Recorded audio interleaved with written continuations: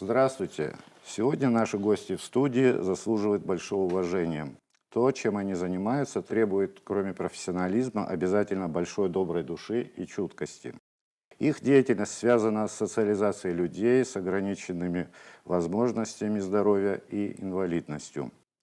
Во всем мире подобных специалистов и подобных проектов крайне мало. И в Абхазии, конечно же, это очень востребовано. Они средствами культуры и искусства занимаются реабилитацией людей с ограниченными возможностями здоровья и инвалидностью. Этот проект называется «Музыка нас связала. Социальный диалог. Россия и Абхазия». Сейчас я представлю команду, которая окружает меня. Руководитель проекта Инна Грищенко, директор автономной некоммерческой организации дополнительного образования «Музыкальная академия Хурма», советник директора по воспитанию и взаимодействию с детскими общественными объединениями и преподаватель Государственный Ростовский колледж искусств. Эксперт отдела реализации проектов и программ в сфере патриотического воспитания граждан Российский детско-юношеский центр. Руководитель местного отделения в городе Ростов-на-Дону Всероссийского общества движения и добро, Центра волонтеры культуры, а также Тамара Басария, руководитель сообщества «Особенное я», куратор проектов автономной некоммерческой организации дополнительного образования «Музыкальная академия Хурма» в Республике Абхазия. Тамара Богателя, блогер, мама особенного ребенка, пресс-секретарь автономной некоммерческой организации дополнительного образования «Музыкальная академия Хурма» в Республике Абхазия. Елизавета Ершова, руководитель и преподаватель детской вокальной студии «Максимум», лауреат и призер международных конкурсов, участница второго сезона «Апсне Стар», преподаватель автономной некоммерческой организации дополнительного образования «Музыкальная академия Хурма» в Республике Абхазия. В общем, как смог вас представил, наиболее полно потом расскажете друг о друге, чем каждая из вас занимается.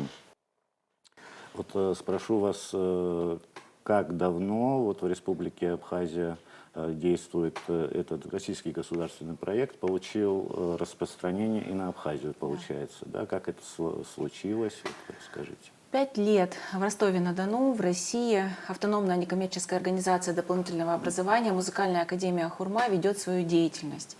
Главная задача нашей организации – это социализация ребят с инвалидностью, независимо от того, сколько им лет, будь они младше 18 лет или старше 18 лет, когда они уже перестают считаться детьми. Мы ребят социализируем средствами культуры и искусства. Мы детей выводим на большие сцены. Мы делаем их востребованными артистами.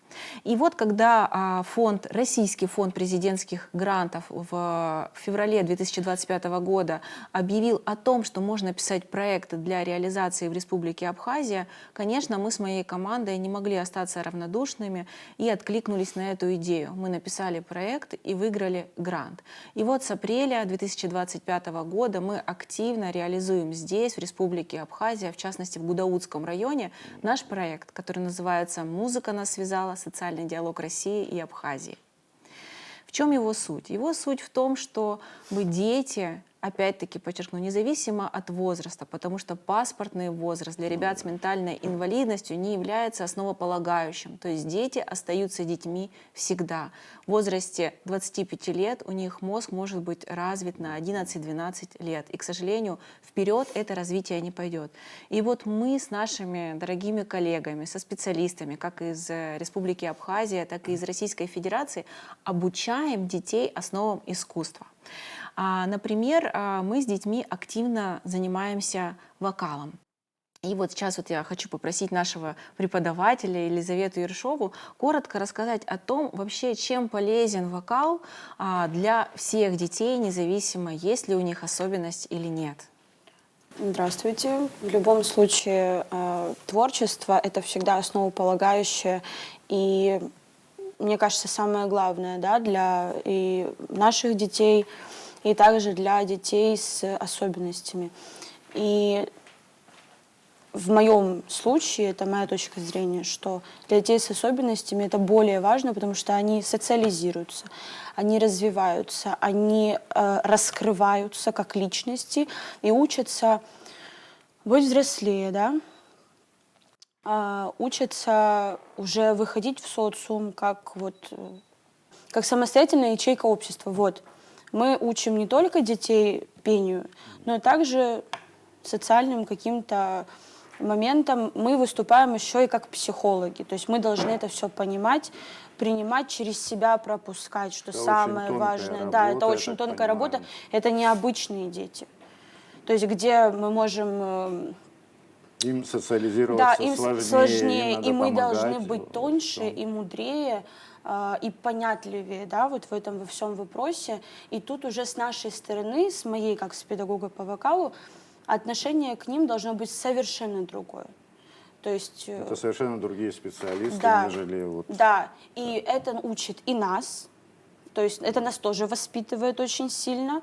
Мы тоже взрослеем, мы становимся чутче, да? Да, надо здесь, наверное, быть с Чутким душой, человеком, да, подходить с к этому душой. делу, с чуткостью, с теплотой. Где мы уже взрослеем, и этот мир ну, настолько закаляет Они и это, пытается делать нас это, жестче, да? Здесь мы должны абсолютно по-другому раскрыться. это Абсолютно. наверняка они очень чувствуют и воспринимают, Конечно, когда конечно.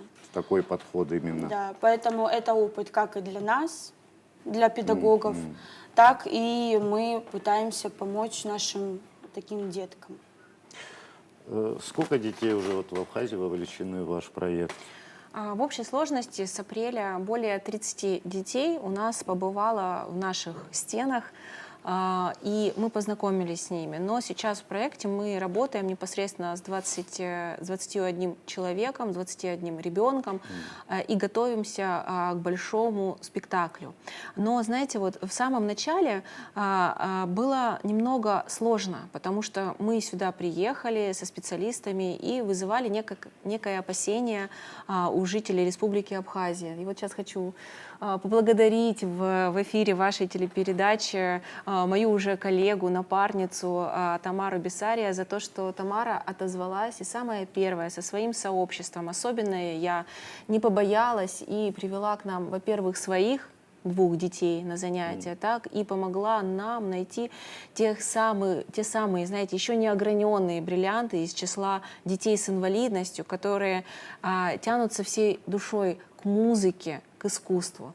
Тамара, расскажите, пожалуйста, вот А как вы вот сами вам, именно тоже корнями, по-моему, отсюда, да? Это как я Да. знаю, Ну, то есть вас тянет сюда. Ну, вот конечно, это. и само название хурма — это такая вот, знаете, невербальная, отсюда не это понятая пошло, до да? конца мной, да, такая дань уважения к Республике Абхазия. Мой папа сам родом из Псырцхи, и для меня вот очень важно быть полезной здесь, на своей родной земле. Это здорово. Рассказывайте, Тамара. Здравствуйте, спасибо за приглашение. Меня зовут Тамара Басария. Я руководитель сообщества женщин, воспитывающих особенных детей, особенно я. Наше сообщество направлено на поддержку родителей, матерей, у которых есть такая сложная ситуация воспитания ребенка с ОВЗ. Впервые мы вышли на связь с Синой в апреле месяце. Это была видеосвязь, и у нас совпали интересы, и ребята приехали к нам в Абхазию, мы их встретили, мы провели встречу с родителями, с детьми. Хочу сказать, что для родителей это первый шаг к тому, что нужно для детей. Мы сами понимаем, что трудно социализировать ребенка с ОВЗ и с ментальными нарушениями в наш мир, в общество. И данный проект — это показатель того, что наши дети будут иметь возможность самореализоваться, социализироваться вот через культуру, через творчество. Мы глубоко ценим поддержку таких проектов, и для нас, как для родителей, это большой потенциал, который мы поможем раскрыть наших детей, их возможности, и мы будем поддерживать и детей наших, и подобные проекты. Мы очень заинтересованы в дальнейшем развитии И надеемся, что это не закончится и будет продолжать свою деятельность, работу. Подобные проекты у нас в Абхазии. Да. Вот есть, наверное, статистика в социальных наших структурах. Сколько примерно таких детей у нас будет? Это очень сложная тема, потому что, к сожалению, статистики у нас в Абхазии нету. Насколько мне известно, сколько детей с УВЗ. Это большая проблема, потому что с каждым годом детей не становится меньше. Рождаемость подобного рода она не уменьшается. И, конечно же, нужна статистика, но этим должны заниматься соответствующие органы. Ну, я думаю, они поэтому- примут ко вниманию, вот если нас услышат, это действительно надо знать. Конечно. И знать и поадресно. Так вот примерно вы, так, наверное, тоже не располагаете такими цифрами. К сожалению, знаете, как в каждом районе, в каждом городе можно запросить статистику, возможно, в каких-то учреждениях, но точной цифры не знает никто, потому что если в каком-то из годов у нас была перепись населения, то, соответственно, такого рода подсчет статистики, сколько у нас детей с инвалидностью, детей имеются в виду от 0 до 18 Я лет. надеюсь, кто-то услышит, как говорите, соответствующие органы и Это- тоже возьмут к сведению. Для дальнейшего развития, для таких проектов и не только знать точное количество детей, сколько у нас проживают в Абхазии с теми или иными диагнозами, классификация, это необходимо для дальнейшего развития. Это тормозит работу многих структур, к сожалению. Ну, для этого, наверное, требуется какая-то материальная база, да, где заниматься, там, где Да. это как-то вы Да, организовали. вы знаете, тут, наверное, история, которая должна двигаться с двух сторон. С одной стороны, да, должна быть материальная база, должно быть помещение, и не одно на всю республику, а как минимум по одной в крупных городах, так и информационное освещение этой проблемы должно идти, наоборот, в сторону подсветки. И вот, знаете, для меня таким примером является Тамара. Собственно, мы с Тамарой так и познакомились, в первую очередь, как с блогером и с мамой особенного ребенка, которая не стесняется, не боится открыто в своем многотысячном блоге говорить о проблемах, с которыми она сталкивается ежедневно. Тамара, расскажите нам? Безусловно, это непростая задача для каждой мамы, для каждой семьи. Музыкальный проект «Музыка нас связала» — это уникальный проект, аналогов которому нет пока у нас в республике. Этот проект Я насколько слышу, это и во всем мире проблема таких подобных проектов и по реабилитации, и по социализации очень немного. благодаря этому проекту наши дети заговорили в голос, громко, в микрофон и с большой сцены. Сбылась мечта моей аутичной девочки. Она хотела танцевать, она хотела выступать. И у нас состоялся концерт. Все дети испытали весь спектр ярких и положительных эмоций. В наших детях появилась уверенность в себе. Вот они поверили в себя после этого выступления, после всей этой концертной обстановки. Дети находятся в постоянном процессе обучения, они знакомятся с новыми педагогами, адаптируются к новой среде, они знакомятся с талантливыми музыкантами, актерами. Они стали участниками чего-то большого, масштабного и грандиозного. И, конечно, это не может не радовать и детей, и родителей. Мы счастливы и очень благодарны за то, что у нас есть такая возможность. Для детей это тоже какой-то труд, а труд он способствует развитию и социализации. Известная тема. Дети сейчас раскрылись, понимаете, они с самого первого дня, с самого начала этих занятий, которые у нас проходят 3 раза в неделю, они стали другими. Ну и внимание само делает, им интересно, наверное. Да, они научились коммуницировать друг с другом.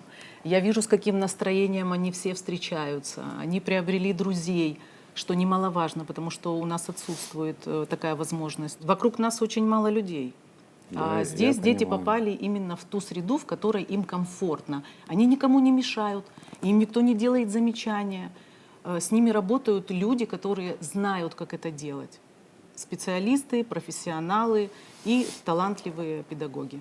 Даже мы, как специалисты по вокалу, у нас есть такой пунктик, да, это снятие ментальных зажимов у человека. Мы должны это делать, да, мы же должны человека Эти зажимы раскрепостить. есть и у здоровых. Вот, я же о чем и хватает. говорю, если мы должны у здоровых, да, там какие-то ментальные зажимы устранять, о чем речь? Понятно, здесь посложнее. Да, здесь немножечко. посложнее, но все получается, и все-таки социум и поддержка очень сильно способствуют.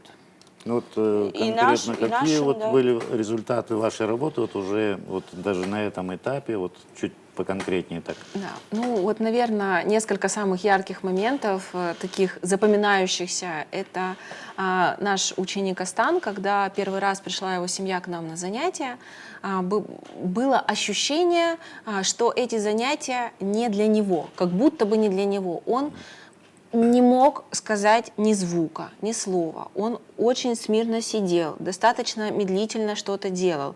И у семьи было ощущение, что вот я как специалист, я поняла, что они больше его к нам не приведут. Но получилось убедить маму после разговоров. Я ей показала на маленьком кусочке то, что из ребенка этот звук можно вытянуть, уверенность можно вытянуть. Потом мы поехали, знаете, у нас такой был пикник, и мама сказала, вы знаете, вот мы на лодке не поедем кататься, потому что сын боится воду, боится кататься на лодке. И что вы думаете? Он ехал впереди всех, Когда он он всем увидел, помогал. как Да, другие- когда, понимаете, когда он среди людей, когда он оказывается И нужным, смелость появляется. и смелость, он и желание. веселился, он и громко говорить стал, он дома стал громко говорить, кричать. И это такая радость, то есть парню 17 лет, и вот 17 лет он научился делать то, чего он никогда, наверное, может быть, не пробовал. А все от чего? От того, что занятия музыкой задействуют те отделы головного мозга, которые при обычной деятельности никак не задействованы. И получается, таким образом, мы как будто бы включили Любой что-то процесс новое. труда, он, да, дает развитие. Вот это вот что-то новое. Или наша девочка с синдромом Дауна, Саманта. В принципе, вся физиология ребят с синдромом Дауна, они позволяет им чисто вокализировать, чисто петь, быстро двигаться.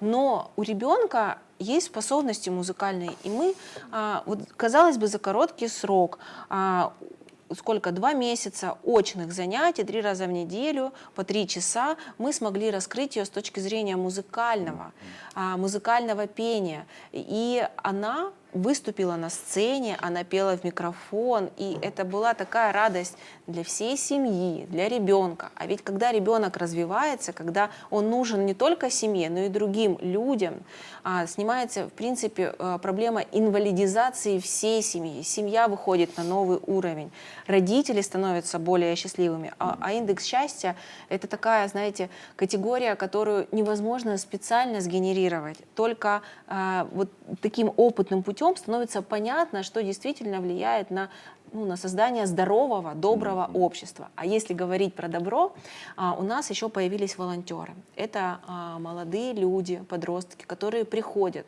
в свое свободное время и помогают ребятам с инвалидностью. Тут я хотела бы сказать большое спасибо руководителю танцевальной студии «Асер» в городе Гутаута Ирме Жиба за то, что она неустанно помогала нам собирать вот этих вот молодых волонтеров, ребят в возрасте от 6 до 18 лет, которые приходили и поддерживали наших ребят. Они их сопровождали на занятиях, они вместе с ними пили чай, они с ними просто общались. И знаете, это вот настоящее счастье, когда ты видишь этот блеск в глазах всех людей. Ну, если вот вы говорили музыкальные способности у парня, да, вот может быть, он будет и популярным, и в дальнейшем, да, вот возможно же такое? Вы знаете, возможно все. Но то, что раскрылся его младший брат, когда приходил как волонтер вместе с ним, это 100%. То есть мы, делая одно дело, мы параллельно еще могли находить музыкальные способности у других детей. У нас есть девочка 6 лет, Милек, и мы ее раскрыли вообще в том направлении музыкальной деятельности, в котором не планировали. Может, в живописи там кто-то, да? Вот. Она у нас играет на блокфлейте. Девочка уже выучила ноты, она играет по нотам с большим удовольствием, с большой радостью. И вы не представляете, как это воодушевляет даже в период сложных исканий помещения. Но вот хотела бы порадоваться вместе с нашими родителями. Нам глава администрации Псырцха Дмитрий Витальевич Малия разрешил использовать их концертный зал для проведения вот этих вот больших полномасштабных репетиций. И это большое счастье. Мы планируем уже в начале ноября провести открытие такого инклюзивного центра с постановкой «Доктор Айболит». Всех приглашаем. Успехов вам. А вот живопись вот у вас не практикуется? Вот, может, У нас кто- живопись У кого-то есть талант, может? Да, у нас живопись практикуется, но с точки зрения сенсорной интеграции. И этот предмет ведет Тамара. Я бы сказала, что дети очень способны, независимо от их сложностей. Живопись, творчество, работа руками, пальцами, разными инструментами.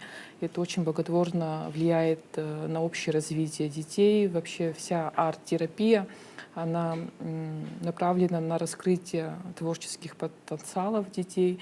И на последнем занятии у нас даже была такая идея у родителей, что вот творчество, те рисунки, которые вот нарисовали дети, чтобы мы могли бы, возможно, превратить их в открытки, разные магнитики и дарить людям, чтобы знали, что наши дети не просто дети, они тоже часть общества, они могут тоже приносить пользу и показывать то, на что они способны, не только вот через культуру, через творчество, но и через художественную деятельность. Наверняка у вас одна из задач найти вот наиболее то, к чему может быть склонен, да, вот какой-то талант или какие-то способности, какие-то вот, и раскрыть его в этом. Да, обязательно, потому что если...